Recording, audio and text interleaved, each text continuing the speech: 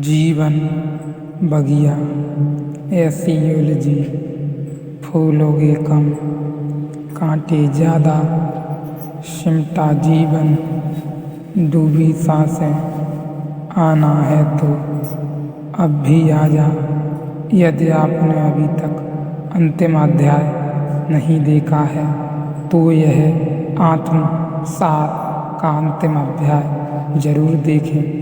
यह अध्याय आत्म के लिए एवं आत्मा की खोज के लिए बहुत आवश्यक है। दूसरी भाषा में कूटस्थ क्या है पूछा है तो ऋषि कहता है, ब्रह्मा से लेकर चींटी तक सब प्राणियों की बुद्धि में रहने वाला और उनके स्थूल सूक्ष्म आदि देहों के नाश होने पर जो भी शेष रह जाता है, कुछ भी नाश करो कुछ पीछे शेष ही रह जाता है। समस्त विनाश के उसे कूटस्थ आत्मा कहा है। कुछ भी करो तो वैज्ञानिक भी स्वीकार करता है पदार्थ में कि पदार्थ का भी कुछ कूटस्थ रूप है, क्योंकि पदार्थ उसका हम विनाश नहीं कर सकते। हम कुछ भी करें, आकृति बिगाड़ें, दूसरी आकृति दें, कुछ भी करते चले जाएं, वह सब रूपांतरण है। लेकिन पदार्थ की जो कूटस्थ स्थिति है वह शेष रह जाती है। उपनिषद कहता है, ठीक चेतना को भी एवं उसकी भी एक कूटस्थ स्थिति है, वह सदा शेष रह जाती है। आप बच्चे हो, आप जवान हो, आप बूढ़े हो जाएं, आप पापी बन जाएं, आप बुढ़ापा छोड़ दें, शरीर में रहें,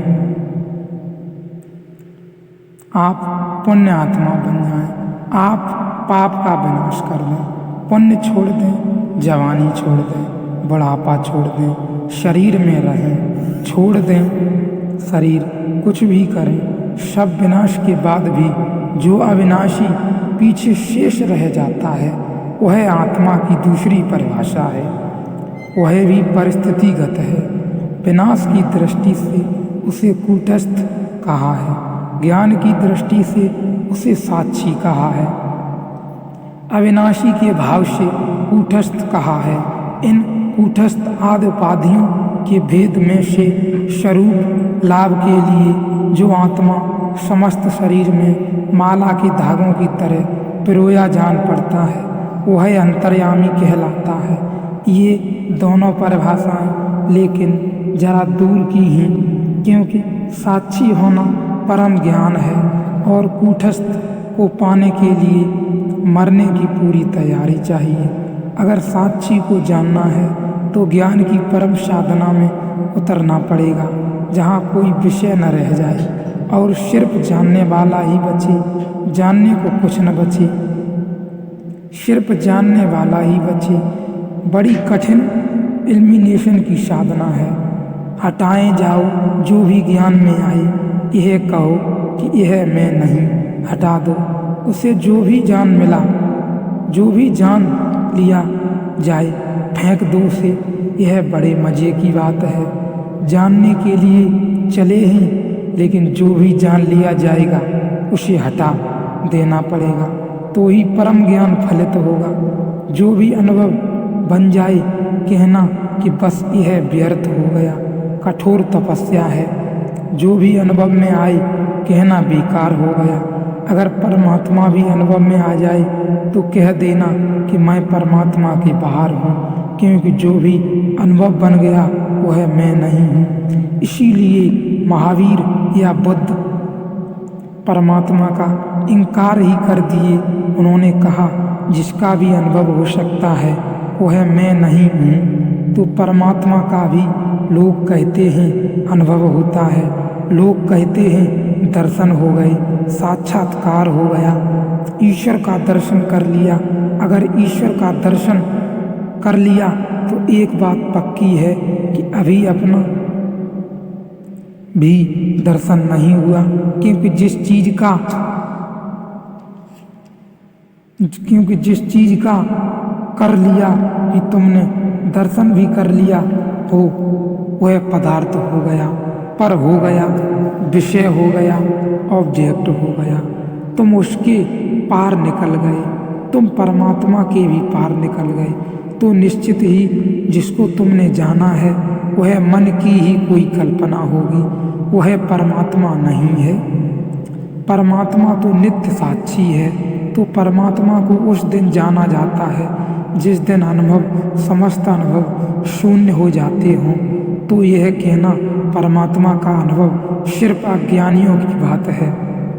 परमात्मा का अनुभव नहीं कहा जा सकता, अनुभव ही नहीं, अनुभव ही कहना बेकार की बात है। समस्त अनुभवों का छीड़ हो जाना, इसीलिए बुद्ध जैसे व्यक्ति की बात नहीं समझ में पड़ती, क्योंकि वे परम बात कहते हैं। वे कहते हैं कोई परमात्मा नहीं, कोई मोक्ष नहीं, कोई आत्मा नहीं, क्योंकि जो भी जान लिया वह बेकार है और जो नहीं जाना उसे शब्द क्या दें। इसलिए बुद्ध चुप रह जाते हैं। जब भी उनसे कोई पूछता है तो छोड़िए, इन सबको उसके बाबत बताइए जो असली में है।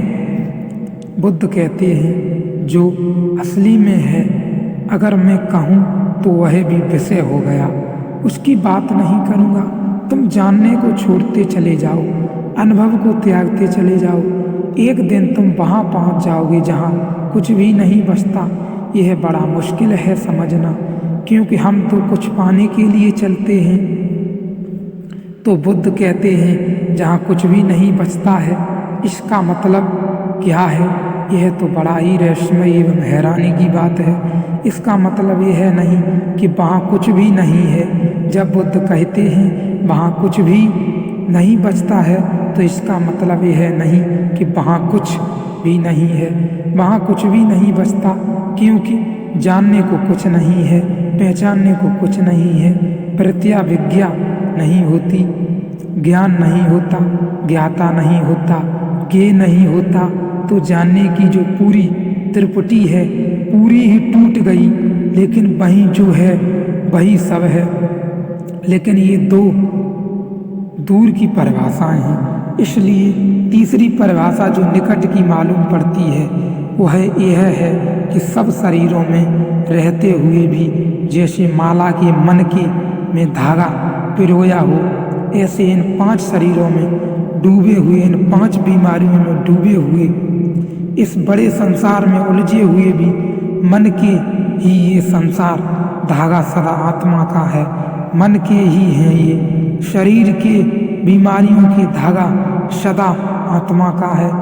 लेकिन एक बड़े मजे की बात है कि माला में सर्वाधिक महत्वपूर्ण धागा है। धागे के बिना माला नहीं हो सकती।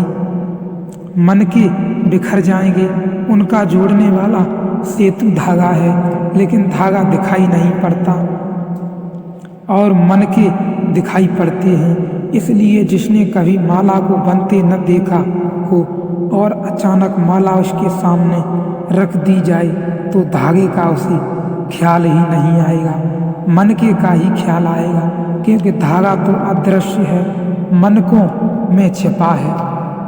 हमारी भी हालत वैसी ही है। शरीर दिखाई पड़ते हैं, धागा दिखाई नहीं पड़ता। सब दिखाई पड़ता है, धागा भर दिखाई नहीं पड़ता। और हम एक मन के से दूसरे मन के पर छलांग लगाए चले जाते हैं। ये शरीर संभव नहीं हो सकती आत्मा के बिना, लेकिन दिखाई नहीं पड़ती। एक शरीर से दूसरा शरीर सटा हुआ है, एक मन के से दूसरा मन का सटा हुआ है, एक मन के से दूसरे पर सटक जाते हैं, दूसरे से तीसरे पर छलांग लगा जाते हैं। धागा चुभता ही चला जाता है। सब शरीरों के बीच में, सब उपाधियों के बीच में जो भी हम हैं वहाँ भी कूटस्थ तो हैं ही, आत्मा साक्षी तो है ही। आत्मा अंतर्यामी का अर्थ यहाँ भी है, वहाँ तो है ही। जब हम परम स्थिति को पहुँचेंगे तब उसे हम साक्षी कहेंगे, वहाँ तो है ही। जब हम परम विनाश को पहुँचेंगे, जब सब विनष्ट हो जाएगा, तब हम उसे परम अविनाशी कहेंगे, क्योंकि वह बच रहेगा। तब हम उसे कूटस्थ कहेंगे। लेकिन यहाँ भी है, जहाँ होगा यहाँ मन के अति है और उनमें दवा है, लेकिन यहाँ भी है, क्योंकि जो वहाँ है वह यहाँ भी होना चाहिए, अन्यथा फिर पहुँचने का कोई मार्ग ही न रह जाएगा। इसलिए कहाँ इन कूटस्थ आदि उपाधि भेदों में से स्वरूप लाभ के लिए जो आत्मा रामरथ शरीर में माला में धागों की तरह पिरोया हुआ जान पड़ता है, वह अंतर्यामी कहलाता है। अंतर्यामी से यात्रा शुरू करें, साक्षी को साधना का मंत्र बनाएं, कूटस्थ की उपलब्धि होगी। अंतर्यामी से शुरू करें, साक्षी को साधें, कूटस्थ की उपलब्धि होगी। एवं इस अध्याय में परम ज्ञान के बाद भी अंतर्यामी सदा ही बाहर रहेगा, उसको कहा ही नहीं जा सकता, या जिसको जानता है वह प्रकट नहीं कर सकता, प्रकट करने मात्र से ही वह विषय बन जाएगा। यह बात बुद्ध और महावीर ने भी बड़ी गहराई से आत्मा के संबंध में कही है।